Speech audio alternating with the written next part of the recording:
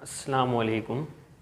आज हम लोग 10वीं जमात के साइंस फर्स्ट का जो दूसरा चैप्टर है वो शुरू करने जा रहे हैं, अंसर की दौरी जमात बंदी। ठीक है, इससे पहले हम लोग ने शक्ली कशिश का जो पूरा चैप्टर है उसका एक्सप्लेनेशन कर चुके हैं। ठीक है, तो आइए शुरू करते हैं। अंसर, अंसर किसे कहते हैं? एक ही जौहर से मिलकर अंसर बनता है। मतलब जैसे सोना है, एक अंसर है, तो सोने का आप जब पाउडर बनाओगे, उसको तोड़ोगे, मतलब तो पाउडर जो बनेगा, या फिर आप चांदी का जो पाउडर बनाओगे, यानी जो भी अंसर है उसके पाउडर बनाओगे, तो उसके अंदर से सिर्फ सोना ही निकलेगा, सिर्फ चांदी ही निकलेगी। यानी एक ही किस्म के ज़र्रात से मिलकर अंसर तैयार होता है, या हम लोग कहते हैं साइंटिफिक जो तारीफ़ है उसमें कि एक ही जौहर से मिलकर अंसर बनता है। ठीक है, अंसर की दोहरी जमात बंदी। अब ये जो दोहरी है, दोहरी का मतलब क्या होता है? देखो, Sunday, Monday, Tuesday, Wednesday, Thursday, Friday, Saturday, Sunday.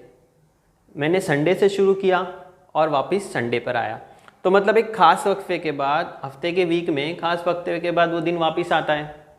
तो यहाँ जैसे दिन वापस आता है, वैसे इल्म कीमिया में, केमिस्ट्री के अंदर जितने भी अंसर है, तो वो एक ख़ास वक्फे के बाद, रेगुलर इंटरवल के बाद अपने जैसी खासियत उसमें रिपीट होती है, खुसूसियात रिपीट होती हैं। जैसे एक फ्लोरीन अंसर है, तो फ्लोरीन वापस नहीं आता, जैसे संडे वापस आ गया था वैसा फ्लोरीन वापस नहीं आता, लेकिन फ्लोरीन की जैसी खासियत रखने वाला क्लोरीन वापस रिपीट होता है, वैसी उस जैसी खुसूसियात रखने वाला।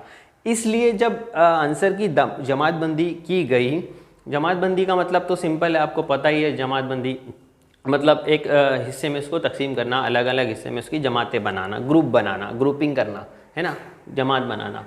जैसे आपकी जी जमातें बनी हुई हैं 7वीं, 8वीं, 9वीं, 10वीं, है ना, या फिर आपका डिवीज़न बनता है जैसे, तो जमात बंदी करना ताकि इन्फॉर्मेशन ज़्यादा मिल सके, उसके ज़रिए मालूमात ज़्यादा मिल सकें। तो दोहरी जमात बंदी क्यों? दोहरी इसलिए क्योंकि अंसर अपनी खुसूसियात को रिपीट करते हैं, इसलिए उस लिहाज से इसका नाम है दोहरी जमात बंदी। जैसे देखो, जो सुर है, मौसीकी के जो सुर है, सा रे गा मा पा दा नी, सा से शुरू हुआ और सा पे ख़त्म हुआ, तो सा और सा रिपीट आया है ये। तो ऐसे ही अंसर अपनी खुसूसियात रिपीट करते हैं। तो सबसे पहले जब ये जमातबंदी करने की कोशिश की गई, तो उसमें अब ये जमातबंदी करने की कोशिश की, तो सबसे पहले क्या हुआ, धात, अधात और धातनुमा में सबसे पहले जमातबंदी की गई। फिर उसके बाद में आपने देखे होंगे कि जदीद दोहरी जदोल बना है। जदीद दोहरी जदोल जो बना है, ये इसकी ज़रूरत क्यों पेश आई? इसकी ज़रूरत क्यों पेश आई? क्योंकि विकिपीडिया के हिसाब से देखें तो 118 अनासिर आज के टाइम पर मौजूद हैं।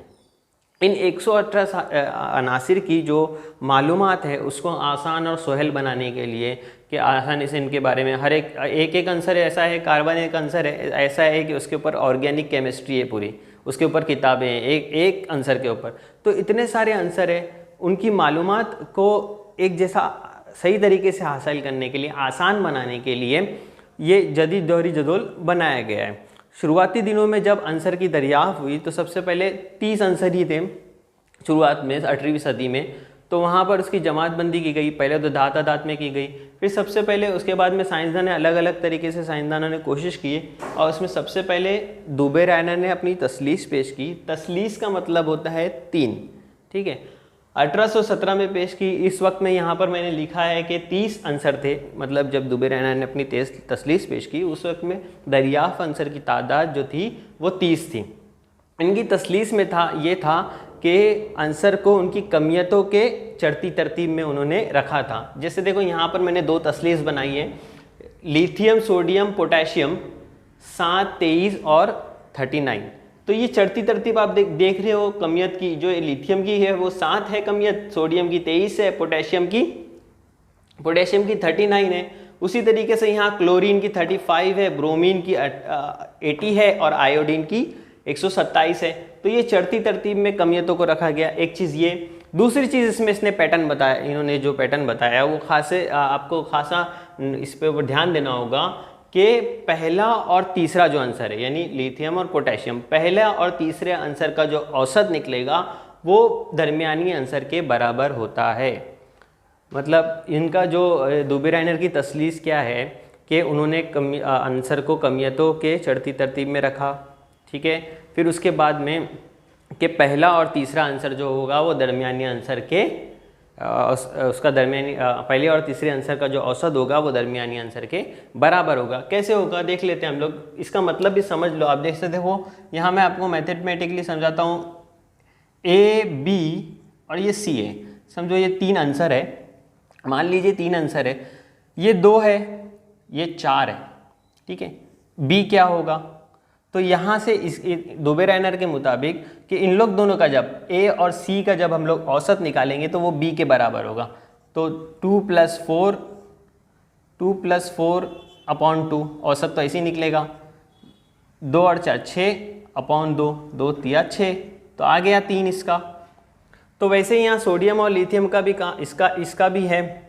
देखो यहाँ पर सोडियम कितना है, 7 है, प्लस ये 39 अपॉन 2, 7 और 39 कितना हो गया, 46 अपॉन 2, ये कट गया, क्या निकलता है इसमें से, 23 निकलेगा। 2 दूनी 4, 2 तिया 6, 23 आ गया। तो यहाँ 23 इसका औसत बराबर आ गया। वैसे ही यहाँ पर इन दोनों का जब औसत निकालेंगे तो वो ये आएगा, ठीक है। ये इनकी दुबे-रायनर की तसलीस है। आपको ये 2 तसलीस याद रखना है। ये 2 तसलीस याद रखोगे तो आप अपना जवाब समझ सकते हो और जवाब लिख सकते हो अच्छे से। इतना ही इसमें काफ़ी है। इसके बाद में जो दूसरे साइंसदानों ने कोशिश की है उसमें न्यूलैंड का मसमन का कुलिया है, वो हम लोग देखेंगे कि न्यूलैंड का मसमन का कुलिया क्या है, ठीक है। अब हम लोग देखेंगे न्यूलैंड का मसमन का कुलिया। न्यूलैंड का मसमन का जो कुलिया है, न्यूलैंड साइंटिस्ट का नाम है मसमन का कुलिया। जिसने इसका नाम मसमन रखा है वो किस वजह से रखा है वो भी हम लोग देखेंगे। 1866 में इसने ये कुलिया पेश किया। उस वक्त जो दरियाफ्तशुदा आंसर थे उसकी तादाद 56 थी, यानी 56 आंसर पे इसने अपना टेबल, अपनी जमातबंदी की है, ठीक है। इसकी न्यूलैंड की जमातबंदी क्या है कि न्यूलैंड ने भी वही काम किया कि कमियतों के लिहाज से सऊदी तरतीब में इनको रखा, मतलब बढ़ती तरतीब में रखा कमियतों के लिहाज से, एक चीज। दूसरी यहाँ पर ये इम्पोर्टेंट है, मसमन को आपको समझना होगा। जो मगरिबी मौसीकी है उसमें जो नाम आता है ला, टी, नो, मी, जैसा हमारे इसमें सा, रे, गा, मा, पा, दा, नी, सा, जैसे हम लोगों ने शुरुआत में भी बात की है। यानी इसमें क्या होता है, देखो सा, रे, गा, मा, पा, दा, नी, ये 7 चीज हो गई ना। यहाँ से 1 2 3 4 5 6 7। अब 8वीं बार जब करेंगे अपन सारे गा, मा, पा, दा, नी, 8वीं बार जब आएंगे तो वापस सा, यानी 8वें नंबर पे वापस सा। तो न्यूलैंड का मसमन इसने नाम दिया क्योंकि इसमें जो पहला आंसर है उसकी जो खुसूसियात है वो 8वें आंसर की खुसूसियात के बराबर होती है। तो इसके हिसाब से इसने इसका नाम मसमन रखा है। जैसे यहाँ पर हाइड्रोजन है, हाइड्रोजन पहले नंबर पे, ठीक है। ये 1 2, यहाँ पर 3 4, ये 5 6 और ये 7। अब 8वें नंबर पे क्या आ गया, हाइड्रोजन आ गया यहाँ। तो यानी हाइड्रोजन और जो फ्लोरीन है, यहाँ फ्लोरीन आ गया। हाइड्रोजन और फ्लोरीन जो है ये एक जैसी खासियत रखने वाले आंसर है। वैसे ही काम यहाँ से इसके साथ भी होगा, जैसे लिथियम के साथ क्या होगा, लिथियम को हम लोग 1 मानेंगे, ये 2 3 4 5 6, ये 7 और फिर ये 8। तो यानी लिथियम और सोडियम जो होंगे इनके खास बराबर होंगे। मसमन का मतलब ये हुआ कि मौसीकी के सुर के लिहाज से इसने अपनी जो इसने फंडा इस्तेमाल किया, उन्होंने तसलीस इस्तेमाल की थी। इससे पहले हम लोग ने दुबे-रायनर का देखे, इन्होंने मसमन इस्तेमाल किया कि 1 2 3 4 5 7 के बाद में जब 8वां आंसर आएगा तो उसके खास पहले आंसर के बराबर होंगे। और बाकी की चीज उन्होंने वही कई करे हैं, इन्होंने भी कि सऊदी तरतीब ने, न्यूलैंड ने भी सऊदी तरतीब में इसको रखा है, कमियतों की सऊदी तरतीब में रखा है। न्यूलैंड के वक्त में 56 आंसर की दरियाफ्त हुई थी। अब देखो ये भी काम कर गया। फिर उसके बाद में जब पता चला कि हाँ ये तो हाँ ऐसा हो रहा है, सारे आंसर के साथ हो रहा है, लेकिन जब इसके बाद आने वाले जो 56 के बाद आने वाले आंसर थे, आगे दरियाफ्त होने वाले आंसर थे, वो जब दरियाफ्त हुए तो ये टेबल फेल हो गया। अब इसकी कुछ हुदूद है, हद समझ लेते हैं इसके, मतलब नुकसान समझ लो या खामियां समझ लेते हैं। खामियां क्या है इसकी, खामियां देखेंगे अगर हम लोग, खामियां क्या है। पहली खामी, अब देखो इसमें आप सिंपल है, याद रखो कि ये जो काम करता है सिर्फ वो कैल्शियम तक काम करता है, सिर्फ कैल्शियम तक ये जो मसमन है वो काम करता है, सारे काम यहाँ तक। बाद में यहाँ से वो उसका हिसाब हिल जाता है, यहाँ से वो उसकी जो जैसे सार के हिसाब से इसकी खुसूसियात मिल रही थी सबकी, वो कैल्शियम इसकी क्या है, हद है, कैल्शियम हद है। ठीक है, ये पहला एक पॉइंट हो गया, इसकी खामी हो गई कि कैल्शियम के बाद ये काम नहीं करता। उसके बाद में अगर हम लोग देखें तो इसमें क्या हुआ कि इन्होंने ना न्यूलैंड ने क्या किया कि दो दो आंसर को एक एक टेबल में भी रखा है। जैसे यहाँ देखो कोबाल्ट और निकल है, यहाँ पर भी है, तो दो दो आंसर को एक साथ रखा। जैसे अब ये इसके ग्रुप में रखाया है, हाइड्रोजन, फ्लोरीन, क्लोरीन के ग्रुप में कोबाल्ट और निकल है, जबकि कोबाल्ट और निकल की जो खुसूसियात है वो आयरन के साथ मिलती है, आयरन के साथ मिलती है, लेकिन इसकी जो जौहरी कमियत थी उस लिहाज से उसने यहाँ रखा हुआ है। तो ये एक दूसरी गलती थी कि दो दो आंसर को, दो दो अनासिर को एक जगह रखा गया। ठीक है, जिसमें मिसाल आप दे सकते हो कोबाल्ट और निकल की, कोबाल्ट और निकल की मिसाल दे सकते हो। ये इसकी खामी है दूसरी। ठीक है, और तीसरी खामी ये है कि आगे वाले तीसरी खामी में आप ये लिख सकते हो कि 56 आंसर यहाँ दरियाफ्त हुए थे और इसके बाद में नए के लिए नए जो आंसर थे उसके लिए कोई जगह नहीं थी, कोई जगह नहीं थी। तो इसमें आप ये चीज समझ सकते, ये इतना लिख सकते हो। खामियां का अगर सवाल आए तो इस तरीके से इसकी 3-4 खामियां बयान कर सकते हो। बाकी आपको कुलिया समझ में आ गया कि सऊदी तरतीब में इसने कमियतों की सऊदी तरतीब में रखा है और पहला आंसर जो होगा उसके ख्वास जो होंगे वो 8वें आंसर के बराबर होंगे। इसके बाद में हम लोग देखेंगे कि इसके बाद में जो केमिस्ट्री के फादर जो ये जो आंसर की जदीद जदोल जो है उसके जो फादर है मेंडेलीफ का दौरी जदोल, इसका नाम ही दौरी जदोल है कि उन्होंने दौरी जदोल पेश किया है। इसके बारे में हम लोग समझेंगे। अब हम लोग देखेंगे मेंडेलीफ का दौरी जदोल। मेंडेलीफ, दिमित्री मेंडेलीफ जो साइंटिस्ट है, इन्होंने अपना दौरी जदोल पेश किया था 1869 में। ठीक है, और इसमें जो उस वक्त में जो आंसर की तादाद थी वो 63 थी, 63 आंसर की तादाद थी। लेकिन ये जो इंसान है इन्होंने बहुत बड़ा चेंज लेके आए हैं। इन्होंने एक अलग तरीके से अपना टेबल बनाया और उसमें इन्होंने भी वही काम किया कि चढ़ती तरतीब में रखा, कमियतों के लिहाज से रखा, लेकिन उन्होंने कुछ उसमें चेंजेस लेके आ गए।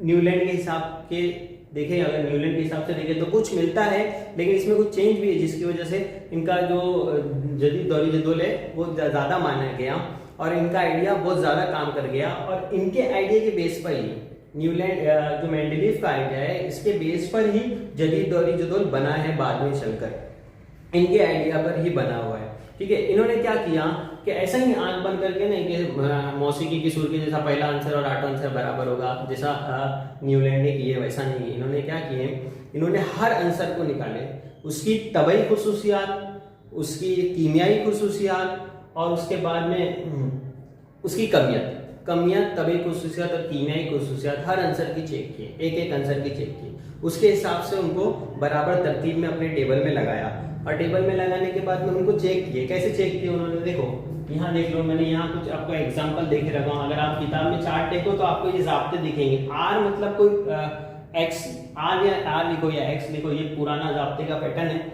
आर का मतलब आंसर है यहाँ पर कि कोई आंसर हाइड्रोजन के साथ अमल और कोई और आंसर है वो ऑक्सीजन के साथ में अमल। देखो यहाँ पर क्या करते हैं, यहाँ पर दो आंसर हमने लिए हैं, सोडियम और पोटेशियम। ठीक है, अब सोडियम हाइड्रोजन के साथ अमल करता है, NH बनाता है, और पोटेशियम हाइड्रोजन के साथ अमल करता है, KH बनाता है। मतलब एक एक आंसर अमल कर रहे हैं, यहाँ पर भी एक एक आंसर अमल कर रहे हैं। इसका जाब्ता बनता है RH। ठीक है, एक एक आंसर अमल कर रहे हैं। ऑक्सीजन की जब बारी आती है तो NO2 ऑक्सीजन के साथ अमल करता है और यहाँ पर KO2 ऑक्सीजन के साथ अमल करता है। मतलब यहाँ पर दो आंसर अमल कर रहे हैं, सोडियम के दो जौहर और पोटेशियम के दो जौहर अमल कर रहे हैं। और इसके साथ में इसका जाब्ता बनता है KO2 R2O। ठीक है, ये आपको यहाँ पर ऊपर के टेबल में यहाँ ऊपर दिखेगा। आपको जब आप मेंडेलीव का टेबल देखोगे तो ऊपर की सिंक में आपको RO2 RH ऐसा आपको ऊपर नजर आएगा। ठीक है, वो पुराने ज़ाब्ते का पैटर्न है।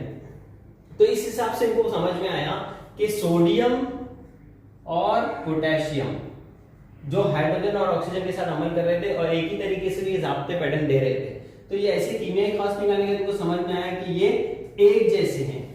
ठीक है, ये एक जैसे कीमियाई खास जाहिर करते हैं। ठीक है, ये सिस्टम हो गया। तो ऐसा इन्होंने कीमियाई खुसूसियात भी देखी, फिर इनकी तबई खुसूसियात भी देखी।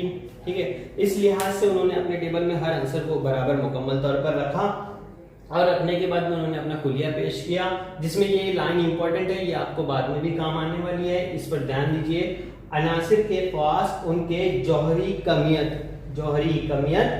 के दौरी तफाइल होते हैं। अब देखो आंसर का जो खुसूसियात है, हम शुरुआत से यही पढ़ते आ रहे हैं कि आंसर अपने खुसूसियात रिपीट करते हैं, इसलिए हम लोग ने जो टेबल बनाए, जितने भी टेबल बनाए, जो अपने कबर्ड बनाए, दुबे-रायनर ने अपना बनाया, न्यूलैंड ने अपना कबर्ड बनाया, मेंडेलीव ने अपना कबर्ड, जितने भी कबर्ड बने हुए सारे कबर्ड में उन्होंने खुसूसियात को इंपॉर्टेंस दी है कि आंसर की जो खुसूसियात रहेगी उस हिसाब से रखेंगे तो उनको स्टडी करना आसान हो जाएगा, है ना। तो आंसर के ख्वास की बिना पर रखा गया। ठीक है, आंसर के ख्वास उनके जौहरी कमियत, अब जो उनकी जौहरी कमियत होगी, जो भी आंसर है उनकी जौहरी कमियत होगी के दोहरी तफाइल होते हैं, मतलब वो रिपीट होती है। जो दोहरी कमियत है तो एक खास कमियत वाला आंसर वापस से रिपीट होता है, आने के बाद में रिपीट होता है। जैसे हमने इसमें देखे थे कि हाइड्रोजन था और ऊपर नीचे फ्लोरीन था, तो ये एक खास कमियत का आंसर है और ये कमियत का आंसर है, तो ये बाद में रिपीट होता है। खास कमियत के आंसर की जो एक जैसी खुसूसियात बाद में रिपीट होती है, ये आपको टेबल में नजर आएगा। एक ही ग्रुप बने हुए हैं, RH वाला ग्रुप अलग, O के साथ में ग्रुप अलग, इसके साथ में उन्होंने ग्रुप बनाकर ये चीज बताई है। तो आपको ये एक चीज याद रखनी है कि आंसर के ख्वास उनके जौहरी कमियत के दोहरी तफाइल होते हैं मेंडेलीव के हिसाब से। ठीक है, मेंडेलीव के हिसाब से ये इन्होंने जौहरी कमियत को इन्होंने भी रेफरेंस दिया है। इसके बाद में हम लोग देखेंगे कि इसकी क्या खूबियां क्या खूबियां थी। देखो इन्होंने ना, मेंडेलीव जो है जीनियस इंसान थे, इन्होंने क्या किया कि जितने भी वहां पर उस वक्त में जो आंसर थे 63 आंसर थे, कुल तादाद 63 थी। ठीक है, तो इन्होंने क्या किया, कुछ अपने जो टेबल में खाली जगह छोड़ी है, जो आप लोग देख सकते हो कि खाली जगह कहीं खाली जगह छुटी हुई। तो ये खाली जगह जो छोड़े थे, वो खाली जगह का इन्होंने नाम दिया था कि ऐसा कहा था कि ये खाली जगह जो आने वाले अरसों में, जो साइंस क्या है कभी भी बदलते रहती है, हर वक्त नई टेक्नोलॉजी आएगी और वो चेंजेस आते रहेंगे, तो आने वाले वक्तों में यहाँ पर जो आंसर दरियाफ्त होंगे नए, उनको यहाँ रखा जाएगा। ठीक है, इतनी ब्रिलियंसी थी इनके अंदर, इतने जीनियस इंसान थे। तो इन्होंने क्या किया कि 3 जगह खाली रखी है, मेंडेलीव ने 3 जगह खाली रखी और तीनों जगह के नाम दिए। पहली खूबी इनकी ये है, जिसको आप लिख सकते हो कि इन्होंने जो जगह खाली रखी तो उसका नाम दिया। पहला जो नाम है वो है एका एल्यूमिनियम। एका मतलब एक होता है और एल्यूमिनियम मतलब एल्यूमिनियम के बाद आने वाला है, इसलिए उन्होंने एल्यूमिनियम नाम दिया। फिर उसके बाद में है एका बोरॉन, फिर उसके बाद में है एका सिलिकॉन। ठीक है, ये सिलिकॉन के बाद आने वाला, आप टेबल में देखोगे आपको ये नजर आएगा, ये तीनों चीजें हैं। तो इनका नाम दिया। बाद में ये आंसर दरियाफ्त भी है, जिसका नाम गैलेलियम है, स्कैंडियम है और जर्मेनियम, इस तरीके के थे नाम इनके बाद में जदीद दौरी जोधपुर में रखे गए। तो इन्होंने ये कयास लगाकर ये चीज की।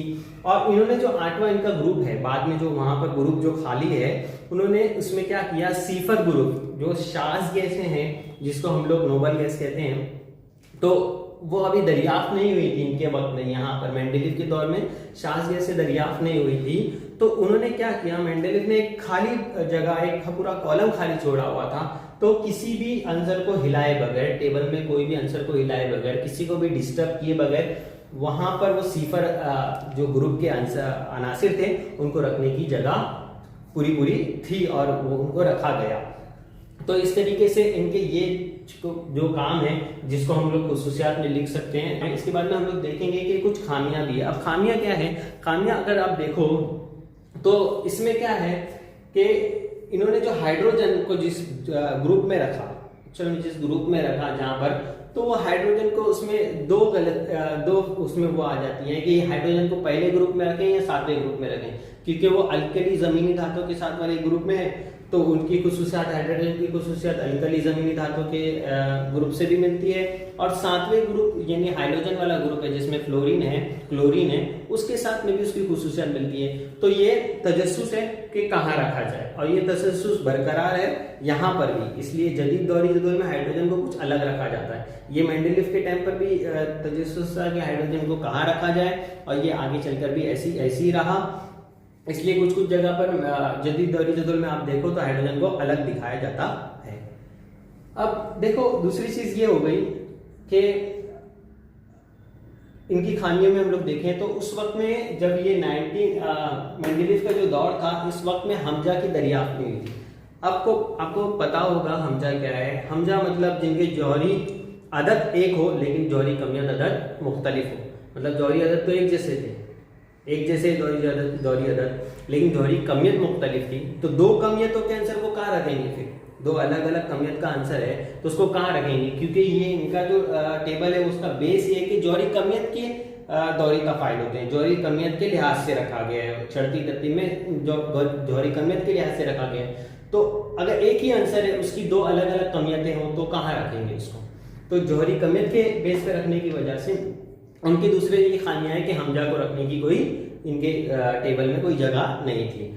ठीक है, उसके बाद में इन्होंने जो खाली जगह छोड़ी है ना, 63 आंसर यहाँ पर दरियाफ्त हुए थे। इन्होंने जो खाली जगह, मेंडेलीव ने जो खाली जगह छोड़ी, तो ये कयास लगाना मुश्किल था कि कितनी खाली जगहें छोड़ना पड़ेगी, किन किन के दरमियान में खाली जगहें छोड़ना पड़ेगी।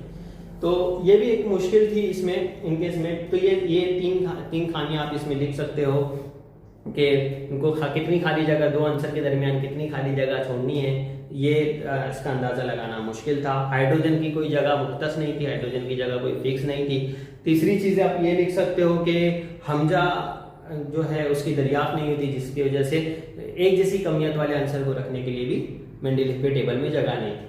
उसके बाद जो होता है मेंडेलीव के बारे में आपने देख लिए हैं कि मेंडेलीव का जो कुलिया, मेंडेलीव ने जो जदीद दौरी जदोल पेश किया है उसका जो बेस है कि अनासर खवास उनकी कमियतों के दौरे तफाइल होते हैं। ठीक है, ये वाली एक चीज जो आपको याद रखनी है यहाँ पर। और दूसरी चीज इसकी खामियां और खूबियां याद करनी है। चार खामियां, चार खूबियां याद कर लोगे तो आपका अच्छा आंसर बन जाएगा। अगर आपके पेपर में आता है कि मेंडेलीव का दौरी जदोल बयान कीजिए, उसके बारे में बताओ, तो आप ये सबसे पहले ये पॉइंट डाल सकते हो। ये पॉइंट डालने के बाद में 2-3 पॉइंट लिखकर इसके बारे में लिख सकते हो। खूबियां और खामियां भी आप इस तरीके से लिख सकते हो कि उनकी खूबियां क्या थी और खामियां क्या थी, वो भी आता है एग्जाम में, इंपॉर्टेंट चीज है ये वाली। और इसके बाद में जब दूसरा आगे का दौर आया 1923 में मोज़ले ने, हेनरी मोज़ले ने क्या किया, उन्होंने बताया कि जो आंसर का जो बुनियादी खास है यानी बुनियादी खुसूसियात जो होती है वो जौहरी कमियत पर डिपेंड नहीं होती है, जौहरी अदद पर डिपेंड होती है। इनके वक्त में, मेंडेलीव के वक्त में जौहरी अदद की दरियाफ्त हुई नहीं थी। बाद में पता चला 1923 में कि ये जो है वो बुनियाद नहीं है, आंसर की बुनियाद जौहरी अदद है। यानी इलेक्ट्रॉन जो आंसर है उसके मरकजे में जो प्रोटॉन की तादाद होती है ना, प्रोटॉन की जो तादाद होती है, अगर आप देखो तो आंसर कैसा होता है, यहाँ पर एक देख लेते हैं हम लोग। एक आंसर है, यहाँ पर प्रोटॉन होता है, एक प्रोटॉन होता है, न्यूट्रॉन होता है, फिर इसके बाजू में यहाँ कहीं इलेक्ट्रॉन होता है। तो जो ये प्रोटॉन होता है, ये प्रोटॉन की तादाद के ऊपर डिपेंड है। प्रोटॉन की तादाद जो होती है और जो प्रोटॉन की खुसूसियत के ऊपर किसी आंसर की खुसूसियत डिपेंड होती है प्रोटॉन के ऊपर, वजन के ऊपर, उसकी कमियत के ऊपर नहीं। ये बाद में 1923 में जाहिर किया गया। इसके बाद में और सारे साइंसदानों ने रिसर्च किए और जो है जदीद दौरी जदोल हमारे सामने आता है। जो जदीद दौरी जदोल में कुल 118 आंसर है। इसके बारे में हम लोग जदीद दौरी जदोल देखेंगे और उसके बारे में डिटेल स्टडी करेंगे। देखते हैं जदीद दौरी जदोल क्या है।